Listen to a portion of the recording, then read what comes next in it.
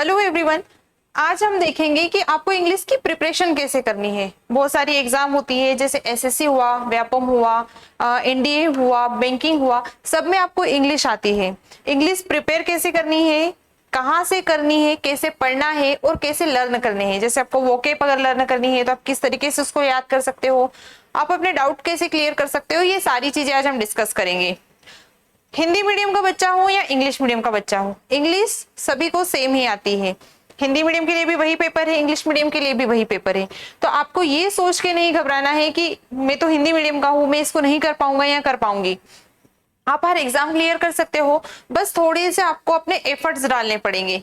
English हमारी on language नहीं है, जिसे सीखने में और समझने में हमें टाइम लगता है, लेकिन आप उसे सीख ही नहीं सकते हो, ये एक मीथ है। चलिए आज हम देखेंगे आपको प्रिपरेशन कैसे करनी है, आप कैसे चीजों को क्लियर कर सकते हो, कैसे एक्यूरेसी आ सकती है, क्या क्या आपको पढ़ना है, ये सारी चीजें आपको मैं बताऊंगी। साथ ही साथ हम डिस्कस करेंगे एक कॉमन सिलेबस जो हर लगभग हर एग्जाम में होता है। कुछ एग्जाम में उसका आधा पार्ट होता है, कुछ में ज्यादा होता है और बढ़ के होता है। एक कॉमन, एक नॉर्मली जो सिलेबस होता है इंग्लिश का, वो आज हम डिस्कस करेंगे। आपको सबसे पहले फोकस करना है कि आपको कहां से शुरू करना है। ठीक है, चलिए देखते हैं। आपको सबसे पहले शुरू करना है आपके ग्रामर से। मीन्स आप जो भी पढ़ने जा रहे हो, अगर आपने अभी तक इंग्लिश पढ़ना स्टार्ट ही नहीं किया है, या आप ये कह सकते हो कि इंग्लिश अगर कभी पढ़ी ही नहीं है, तो आपको सबसे पहले स्टार्ट करना चाहिए ग्रामर से। क्योंकि जितना आप पढ़ोगे, जितना प्रैक्टिस करोगे, उतनी लैंग्वेज के साथ आपकी अंडरस्टैंडिंग होती जाएगी। और जब आप लैंग्वेज को समझने लग जाओगे, अंडरस्टैंड करने लग जाओगे, तो आपके लिए वो चीजें ईजी होती जाएगी। जैसे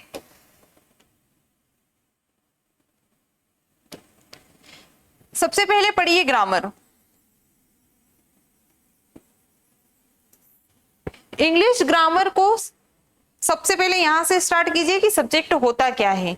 ये मेन पॉइंट होता है कि हम इंग्लिश क्या है उसको समझें, उसमें कौन कौन से वेरिएशन है उनको समझे, उसको आप प्रिपेयर कैसे करोगे उनको समझे। तो जो ग्रामर है एग्जाम में भर भर के पूछी भी जाती है। आपको टेंस से क्वेश्चन आएंगे, नाउन से आएंगे, प्रोनाउन से आएंगे, सब्जेक्ट वर्ब एग्रीमेंट से आएंगे, एडवर्ब से आएंगे, एडजेक्टिव से आएंगे, आपको आर्टिकल से आएंगे, और भी बहुत सारी चीजें जो एक मिलकर पेपर में आती हैं। तो अपने ग्रामर को कंप्लीट कीजिए। आपको डेली 1 घंटा अपने ग्रामर को देना है। जितना आप उसकी प्रैक्टिस करोगे, आपको प्रैक्टिस करना है। जैसे आपने फर्स्ट टॉपिक पढ़ा है सब्जेक्ट वर्ब एग्रीमेंट, ठीक है।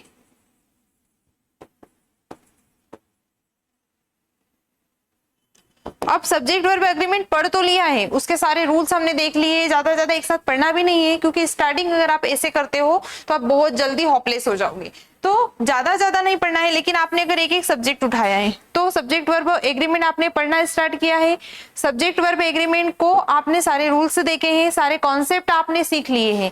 उसके बाद में सबसे मेन इंपॉर्टेंट है उसकी प्रैक्टिस करना।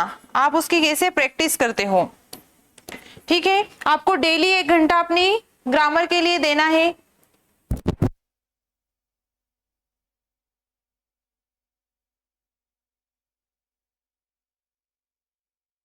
आपको डेली 1 घंटा देना है आपकी प्रैक्टिस को। 1 घंटे में आप कितना पढ़ पाते हैं, कितनी प्रैक्टिस कर पाते हैं। आप धीरे धीरे चलिए, एक एक सब्जेक्ट कवर अप कीजिए, एक एक टॉपिक को कवर कीजिए। क्योंकि अगर आप बहुत सारे एक साथ पढ़ने जाओगे तो सब मिक्स हो जाएगा। हमें एक एक टॉपिक को पढ़ना है। जैसे एक टॉपिक उठा लिया, ये खत्म हो गया, आपको इसके बहुत सारे एमसीक्यू सॉल्व करने हैं। प्रीवियस ईयर के पेपर जिसमें भी इस टॉपिक से रिलेटेड क्वेश्चन आए हैं, उन सारे क्वेश्चन को आपको सॉल्व करना है, जिससे आपकी एक्यूरेसी आएगी और आपकी अंडरस्टैंडिंग बढ़ेगी उसे लेकर, ठीक है। तो सबसे पहले आपको कोई टॉपिक उठाना है, उसे पढ़ना है, कंप्लीट करना है, देन उसकी प्रैक्टिस करना है। बहुत ज्यादा प्रैक्टिस कीजिए, बहुत ज्यादा क्वेश्चन लगाइए और बार बार उसे रिवाइज कीजिए। जितना रिवाइज करोगे उतनी ज्यादा आप क्लियरिटी से क्वेश्चन को कर पाओगे, उतना अच्छे से आप क्वेश्चन को समझ पाओगे। फिर जैसे आपने सेकेंड टॉपिक उठाया नाउन, अब नाउन पढ़ लिया है, नाउन के सारे वेरिएशन आपने सीख लिए, सारे कॉन्सेप्ट आपको आ गए हैं। नाउन क्या होता है, टाइप्स कितने होते हैं, क्या क्या चीजें उसमें आती है, सब आप सीख गए हो। अब आपको फिर से इसकी प्रैक्टिस करना है। तो जितना आप प्रैक्टिस करोगे टॉपिक की, उतनी ज्यादा आप अंडरस्टैंड हो जाओगे।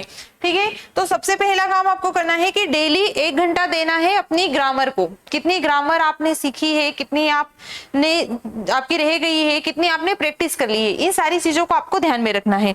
नेक्स्ट, दूसरा आपको देखना है वोकेब। आपको ये याद रखना है कि मुझे डेली 20 वोकेब लर्न करनी है।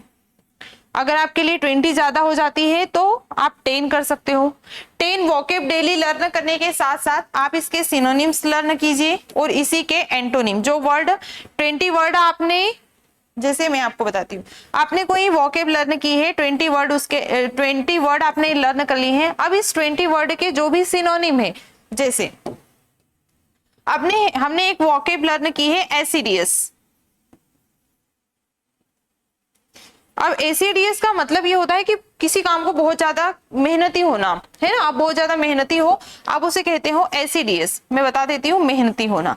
अब एक वर्ड हमने ये लर्न कर लिया है, अब इस वर्ड के ही आपको सिनोनिम लर्न करने हैं, इसी के आपको एंटोनिम लर्न करने हैं। सिनोनिम कीजिए, एंटोनिम कीजिए। इसके सिनोनिम क्या क्या हो जाएंगे, जैसे मैं बताऊं, हार्ड वर्किंग, है ना। इसी का सिनोनिम एक होता है इंडस्ट्रियस, सुना भी होगा। एक होता है लेबोरियस, डिलीजेंट। अब मैंने एक सिर्फ वर्ड याद किया है, उसके इतने मैंने सिनोनिम लर्न कर लिए हैं। अब इसके ही एंटोनिम अगर मुझे लर्न करना है तो इसी के मैं एंटोनिम लर्न कर लूंगी। जैसे लेजी, बहुत ज्यादा सुस्त है, मेहनती नहीं है। एक मैंने इसका लर्न किया लथार्जिक,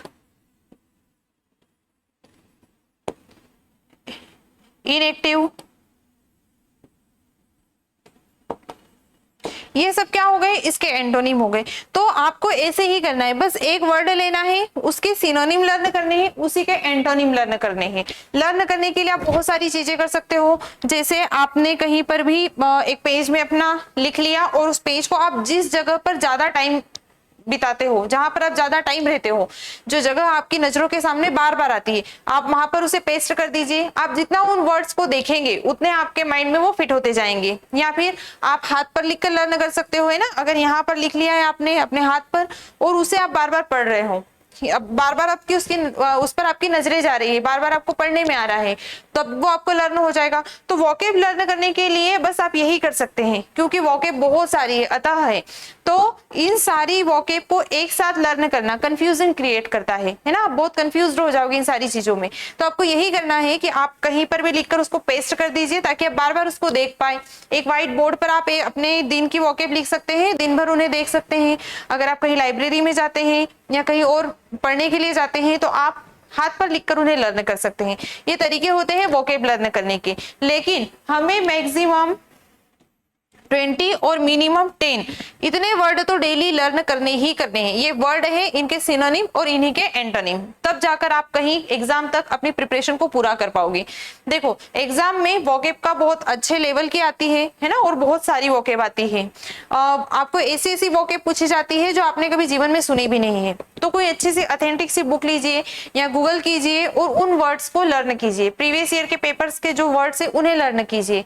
आप वोकेब से फ्रेंडशिप बढ़ाइए, क्योंकि आपके एग्जाम में आपकी बहुत ज्यादा हेल्प होने वाली है उससे, और बहुत ज्यादा आप उसको यूज करने वाले हो। नेक्स्ट, एक पार्ट होता है पेपर में जो आता है जिसे हम कहते हैं कॉम्प्रिहेंशन।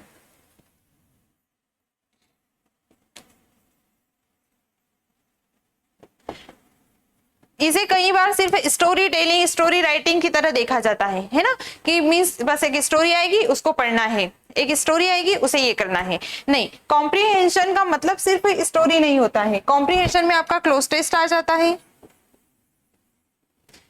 इसी में आप क्लोज टेस्ट आ जाएगा, इसी में आपके PQRS आ जाएंगे, और इसी में आपका आ जाता है पैसेज राइटिंग। तो ये सारे भी किस में आ जाएंगे, कॉम्प्रिहेंशन में आ जाएंगे। आप अगर सबसे अच्छा सोर्स मानते हो इस टॉपिक को कंप्लीट करने के लिए, तो आप बोल सकते हो कि वो हो सकता है न्यूज़पेपर। आप न्यूज़पेपर डेली पढ़िए, इंग्लिश वाला, ठीक है। इंग्लिश न्यूज़पेपर आप पढ़ेंगे तो आपके बहुत सारे उसमें फायदे होंगे। एक तो आपकी रीडिंग स्किल बहुत अच्छी आ जाएगी, पता चला जॉब लग गई है, पढ़ते ही नहीं आ रहा है ना, ऐसा भी नहीं होना चाहिए। कई बार नॉलेज बहुत ज्यादा होता है लेकिन बेसिक नॉलेज से हम पीछे हो जाते हैं। बहुत ज्यादा बहुत अच्छे टीचर से पढ़ने के चक्कर में जो बेसिक कॉन्सेप्ट है वो कई बार कंप्लीट नहीं हो पाते हैं। तो आपको न्यूज़पेपर पढ़ना है जिससे आपकी रीडिंग अच्छी होगी। दूसरा, आपको वोकेब अच्छी हो जाएगी, आपको नए नए वर्ड न्यूज़पेपर में मिलेंगे, फिर आप उन्हें सर्च करोगे कि इसका मीनिंग क्या होता है। आप न्यूज़पेपर अगर पढ़ते हैं और बहुत ज्यादा बोरिंग लग रहा है कि न्यूज़पेपर तो मुझे समझ में ही नहीं आ रहा है, कहाँ से शुरू करूँ कहाँ से खत्म करूँ पता ही नहीं चल रहा है, इतना बड़ा पेपर भी है, तो उसके लिए आप ये कर सकते हैं कि आप सबसे पहले अपने इंटरेस्ट ऑफ एरिया को चुनिए कि आपको किस चीज में ज्यादा इंटरेस्ट है। जैसे अगर मुझे स्पोर्ट्स में ज्यादा इंटरेस्ट है तो मैं ये कर सकती हूँ कि उस पेपर का जो स्पोर्ट्स वाला पार्ट है सबसे पहले मैं उसे पढ़ना स्टार्ट करूंगी। या फिर कोई ऐसे इवेंट है, ऐसी चीजें हैं जो आपको पता है कि ऑलरेडी हो गई है और उनके बारे में आपको पूरी इंफॉर्मेशन है, आप उन चीजों को पढ़िए। जिससे क्या होगा, आपको वो चीजें पढ़ने के बाद में एक बार में समझ में आ जाएगी, और समझ में आ जाएगी तो इंटरेस्ट भी आ जाएगा। तो न्यूज़पेपर आप इस तरीके से भी पढ़ सकते हो। न्यूज़पेपर पढ़ने से आपकी रीडिंग अच्छी होगी, वोकेब अच्छी होगी, आपको PQRS सॉल्व करने में हेल्प मिलेंगे, पैसेज आप अच्छे से अंडरस्टैंड कर पाओगे, समझ पाओगे, और क्लोज टेस्ट में भी आपको हेल्प मिलेगी। तो आपको न्यूज़पेपर पढ़ना है, आपका करंट अफेयर्स अच्छा होगा। तो एक न्यूज़पेपर पढ़ने के बहुत सारे फायदे हैं, तो आपको वो शुरू कर देना चाहिए। रीडिंग अच्छी कीजिए अपनी, है ना, नहीं तो पता चला कि जॉब भी लग गई है, सब हो रहा है और कम्युनिकेट नहीं कर पा रहे हैं किसी के साथ, हम जो लिखा हुआ है उसे पढ़ नहीं पा रहे हैं, कोई लेटर आया है उसे समझ नहीं पा रहे हैं, तो वो वहां पर बहुत ज्यादा इंसल्टिंग हो जाता है। तो इस इंसल्ट से बचने के लिए आपको अपनी प्रिपरेशन में बहुत ज्यादा एफर्ट डालने हैं, ठीक है। आप व्यापम की एग्जाम दो, आप SSC का एग्जाम दो, आप बैंकिंग का एग्जाम दो, आप NDA दो, कोई भी एग्जाम दो। इंग्लिश एक ऐसा सब्जेक्ट हो गया है जो हर जगह कंपलसरी हो गया है। कुछ कुछ एग्जाम्स ऐसी होती है जिसमें इंग्लिश नहीं आता है, लेकिन अधिकतर एग्जाम में इंग्लिश आ ही रहा है। आप टीचर्स ट्रेनिंग के एग्जाम दे रहे हो, संविदा में जो इंग्लिश के लिए देते हैं, तो उन जगह पर हमारे लेवल को सुधारा जाए। सबसे पहले तो आपको ये डिसाइड करना है कि आप कौन से लेवल में आते हो। मीन्स आपने कभी पढ़ी नहीं है, आप फर्स्ट लेवल में आते हो, आपने पढ़ी भी है और आपको समझ भी आ जाती है, आप सेकंड लेवल पर आते हो। अब आपने पढ़ी भी है, समझ भी आ रही है और आप उस क्वेश्चन को सॉल्व भी कर पा रहे हो, आप थर्ड लेवल पर हो। अगर आप थर्ड लेवल पर हो तो बहुत अच्छी बात है। आप अगर सेकंड लेवल पर हो तो आपको और अपने एफर्ट्स लगाने हैं, क्योंकि इंपॉर्टेंट एग्जाम में होता है आप क्वेश्चन को कैसे समझ सकते हैं, क्वेश्चन को आप कैसे सॉल्व कर पाओगे, सबसे ज्यादा इंपॉर्टेंट ये होता है। इंपॉर्टेंट ये नहीं होता है कि मुझे तो, मैं अंग्रेज हूँ, मुझे बहुत सारी इंग्लिश बोलते आती है ना। इंपॉर्टेंट होता है आप उसे यूज कर पा रहे हो या नहीं कर पा रहे हो। अगर आप फर्स्ट लेवल पर हो तो आपको और ज्यादा एफर्ट्स अपने डालने हैं अपनी इंग्लिश को इंप्रूव करने के लिए, इसको इंप्रूव करने के लिए। तो आप फर्स्ट लेवल पर हो या आप थर्ड लेवल पर हो, अगर आप थर्ड लेवल पर हो तो आप को कम एफर्ट्स में अच्छी चीजें मिल जाएगी। लेकिन अगर आप फर्स्ट लेवल पर हैं तो आपको बहुत सारे एफर्ट्स डालने हैं, ज्यादा से ज्यादा बुक्स पढ़िए, ज्यादा से ज्यादा न्यूज़पेपर पढ़िए, और सबसे इंपॉर्टेंट प्रीवियस ईयर के क्वेश्चन पेपर आप लगाइए ज्यादा से ज्यादा, उसमें जो वोकेब आई है। सबसे इंपॉर्टेंट है क्वेश्चन को समझना। जैसे अगर कोई क्वेश्चन आया है एग्जाम में और हम उस क्वेश्चन को पढ़ तो पा रहे हैं, लेकिन ये पता ही नहीं चल रहा है कि एरर कहाँ पर हो सकती है, एरर किस जगह हो सकती है, टेंस की एरर है, मोडाल्स की एरर है, यही नहीं हमें अगर पता चल रहा है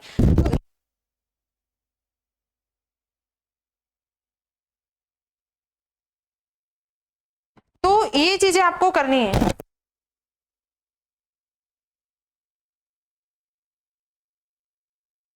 आपको यहाँ से ही शुरू करना है, आपको ज्यादा से ज्यादा MCQ सॉल्व करने हैं, ज्यादा से ज्यादा क्वेश्चन पेपर लगाने हैं, क्योंकि जितना आप क्वेश्चन पेपर लगाओगे आप उतना ही क्वेश्चन को समझ पाओगे। सबसे इंपॉर्टेंट है क्वेश्चन को समझना। अगर हमें यही नहीं पता चल रहा है कि यहाँ पर एरर टेंस की है, मोडाल्स की है, एडजेक्टिव की है, एडवर्ब की है, तो उसे आप सॉल्व कैसे करोगे। तो सबसे पहले अपनी अंडरस्टैंडिंग इंग्लिश को लेकर इतनी बढ़ाइए कि कम से कम जो क्वेश्चन है मैं उसे समझ में आ रहा है मुझे कि यहाँ पर ये एरर हो सकती है, एरर क्या है, कहाँ पर आएगी, ये तो बात की बातें है फाइंड आउट करने के लिए। तो सबसे पहले इंपॉर्टेंट ये है कि क्वेश्चन समझिए, किस एग्जाम के लिए आप प्रिपेयर कर रहे हो। सबसे पहले अपना गोल डिसाइड कीजिए कि आपको पढ़ना क्यों है इंग्लिश। जब गोल डिसाइड हो जाएगा तो उसके हिसाब से आप उस लेवल पर इंग्लिश को पढ़ पाओगे।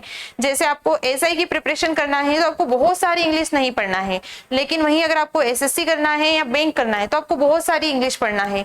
तो अपने गोल को डिसाइड कीजिए कि आपको इंग्लिश पढ़ना क्यों है, उसके बाद में इंग्लिश पढ़ना स्टार्ट कीजिए। बेसिक बेसिक जो कॉन्सेप्ट होते हैं, जो स्टार्टिंग होती है इंग्लिश की, वो सब में सेम होती है, लेकिन जब जैसे जैसे आप अपना लेवल बढ़ाते जाओगे उसके हिसाब से आपको एग्जाम डिसाइड हो जाएगी। जैसे बैंकिंग वाले बच्चे हैं तो आपको बहुत अच्छे से पढ़ना है, बहुत लेवल वाली वोकेब आपको होना चाहिए याद, आपको बहुत अच्छे से कॉन्सेप्ट क्लियर होना चाहिए। अगर आप एसएससी के हो तो आपका कॉन्सेप्ट बहुत अच्छे से क्लियर होना चाहिए, वोकेब, इडियम, फ्रेजेस, ये सारी चीजें आपको आना चाहिए। वहीं अगर आप एसआई के बच्चे हो तो आपको कॉन्सेप्ट अपने क्लियर होना चाहिए, बहुत अच्छे लेवल के हो ये इंपॉर्टेंट नहीं है। तो एग्जाम पर भी डिपेंड करता है कि आपकी इंग्लिश का लेवल क्या होना चाहिए। ठीक है, देखिए मैंने इसमें एक सिलेबस कॉमन जो सबके लिए होता है वो डिस्कस किया है।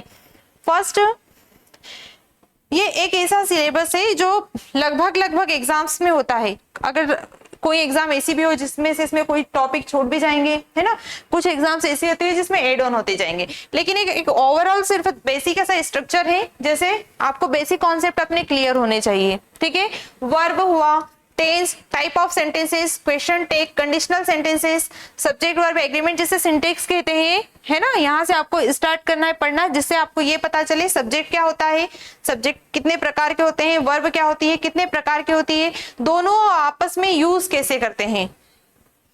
आपको positive verb, mood, inversion, infinite, ये जो भी सिलेबस है पूरा टोटल, है ना, जैसे इसमें पेसिव वॉइस है, अगर आपको टेंस नहीं आते हैं तो आप पेसिव वॉइस नहीं कर पाओगे, आप नरेशन नहीं कर पाओगे, आप और भी बहुत सारी चीजें आप सॉल्व नहीं कर पाओगे, है ना, जैसे हाँ ये नरेशन नहीं कर पाओगे, नाउन हुआ, प्रोनाउन, एडजेक्टिव, एडवर्ब, आर्टिकल, डिटरमिनस हुआ, तो ये सारी चीजें, ये एक जो बेसिक सा सिलेबस है हमारा, ये सिलेबस आपको इतना तो आना ही चाहिए किसी भी एग्जाम के लिए। ठीक है, आपको स्पेलिंग मिस्टेक, जब आप न्यूज़पेपर पढ़ते हो तो आपको स्पेलिंग लर्न होती है, आपकी स्पेलिंग मिस्टेक जो होती है वो कम हो जाती है, आपको करंट अफेयर्स पता चलते हैं बहुत सारे, आप PQRS सॉल्व कर पाते हो, उसके जो बेसिक सा हम जो पढ़ते हैं और समझ में नहीं आता है कि अब P अगर ये है तो Q क्या होने वाला है, तो वो थोड़ी सी अंडरस्टैंडिंग हमारी बढ़ जाती है। ठीक है, आपकी रीडिंग अच्छी हो जाती है, बहुत सारी चीजें हैं।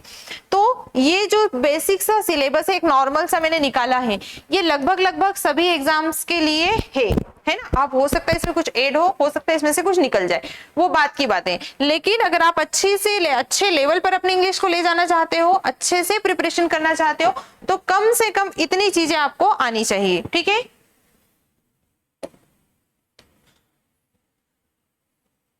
आपको प्रीवियस ईयर के पेपर लगाने हैं, न्यूज़पेपर पढ़ना है, आप नॉवेल्स यूज कर सकते हो, नहीं नॉवेल्स पढ़ सकते हो तो कोई ऑथेंटिक कोई बुक पढ़ लो, है ना, जैसे यू कैन विन हुआ, think grow and become rich, ऐसी एक बुक है वो, तो बहुत सारी बुक्स भी आप पढ़ सकते हो, कुछ नॉवेल्स पढ़ सकते हो, है ना, जिससे आपका क्लोज टेस्ट में हेल्प मिलेगी, PQRS में हेल्प मिलेगी और पैसेज में हेल्प मिलेगी, आपकी रीडिंग अच्छी हो जाएगी। सबसे पहला तो देखिए, आपको रूट वर्ड से भी आप लर्न कर सकते हो, है ना, आप रूट वर्ड कीजिए और उसी से उसकी वोकेब लर्न करो, सिनोनिम आपको लर्न करने हैं, एंटोनिम करने हैं, वन वर्ड सब्स्टिट्यूशन करने हैं, इडियम करनी है, फ्रेजल वर्ब, फ्रेजेस और स्पेलिंग्स करनी है। ये एक ऐसा बेसिक ओवरऑल सिलेबस है जो हर एग्जाम के लिए होता ही होता है, तो इतना कम से कम आपको अच्छी इंग्लिश के लिए आना चाहिए, है ना। इससे आपका कम्युनिकेशन भी अच्छा हो जाता है, अगर आपकी वोकेब बहुत अच्छी है तो आप न्यू वर्ड्स यूज कर सकते हैं। किसी भी टॉपिक को पढ़ने से पहले या पढ़ते दौरान आपको ये सबसे बातें ध्यान में रखनी है, सबसे इंपॉर्टेंट होता है कि उसमें कितने रूल है, आप उन रूल को यूज कर पा रहे हो या नहीं कर पा रहे हो, अगर आप क्वेश्चन सॉल्व कर रहे हो तो उन रूल्स के साथ आपकी अंडरस्टैंडिंग है या नहीं है। तो किसी भी टॉपिक को पढ़ते समय या पढ़ने से पहले उसके सारे रूल्स, उसके सारे कॉन्सेप्ट बहुत अच्छे से समझिए, उसके बेसिक्स को बहुत अच्छे से समझिए, जिससे आपको आगे जाकर इजी हो जाएगा, आप उसके क्वेश्चन बहुत अच्छे से सॉल्व कर पाओगे। ये एक छोटा सा वीडियो था, ये बताने के लिए था कि आपको सिलेबस क्या है और कैसे याद करना है, कैसे पढ़ना है।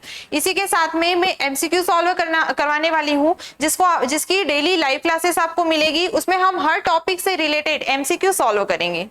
Thank you.